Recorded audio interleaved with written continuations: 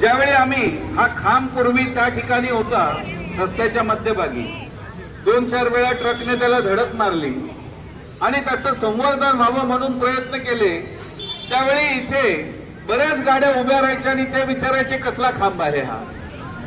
म्हणजे ज्या ठिकाणी गोमंतकासाठी आपल्या लोकांनी बलिदान केलं त्याचा इतिहास सुद्धा आम्हाला माहित नाही. आता सुद्धा आपण बघितलं की या ठिकाणी सगळ्यांना अगोदर थांबावं लागलं कारण स्वच्छता करावी लागली. स्वच्छता का करावी लागली? जर हे राष्ट्रीय स्मारक असतं तर स्वच्छता करायला लागली असती का? म्हणजे ज्यांनी अत्याचार केले त्यांच्यासाठी 300 करोड रुपये आहेत, त्यांच्यासाठी सगळी सुविधा आहे, आणि ज्यांनी इथे बलिदान केलं ते इतिहासामध्ये दुर्लक्षित आहे. आणि म्हणून लक्षात ठेवलं पाहिजे की आपल्या इतिहासाचा आपल्याला अभिमान असला पाहिजे. आपल्या लोकांनी आपला धर्म, आपली भूमी, आपलं राष्ट्र याच्यासाठी इथे बलिदान केलेलं आहे. आणि म्हणून या बलिदानाचं आपल्याला महत्व असलं पाहिजे.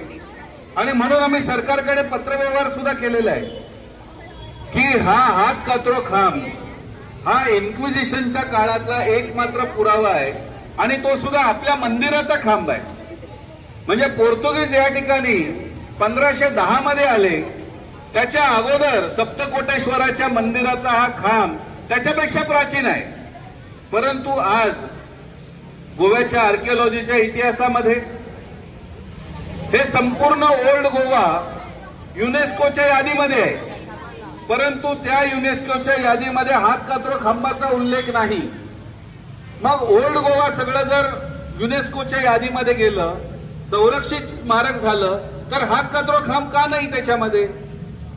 आणि ह्याचा विचार आपण करायला पाहिजे की आज अशा पद्धतीने का घडतंय की जिथे बलिदान केलं गेलंय, जिथे गोमंतकातल्या सगळ्यांची अस्मिता आहे, त्याचा इतिहासात उल्लेखच नाहीये.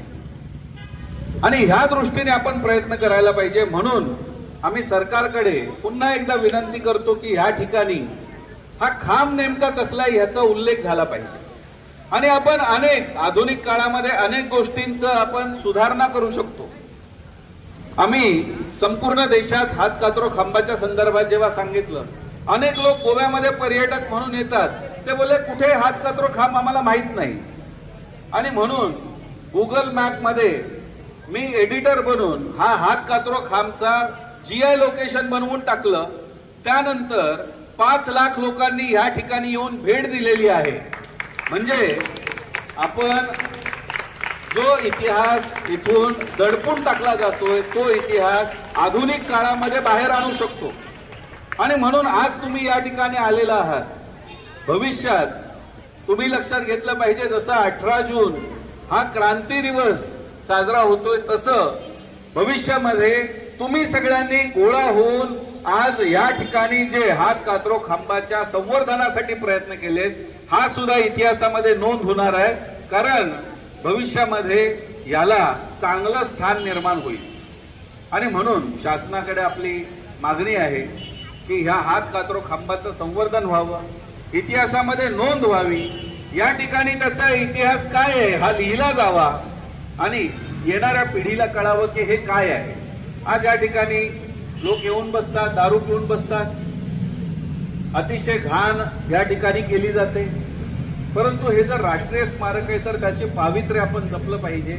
आणि म्हणून शासनाकडे आपण पुन्हा एकदा विनंती करूया की हात कात्रो खांबाला राष्ट्रीय स्मारकाचा दर्जा मिळाला पाहिजे. आणि त्या दृष्टीने आपण सगळे मिळून प्रयत्न करूया. पुन्हा एकदा सगळ्या आपल्या गोमंतकातील बांधवांना मी आजच्या क्रांती दिनाच्या शुभेच्छा देतो आणि माझ्या वाणीला या ठिकाणी विराम देतो. धन्यवाद.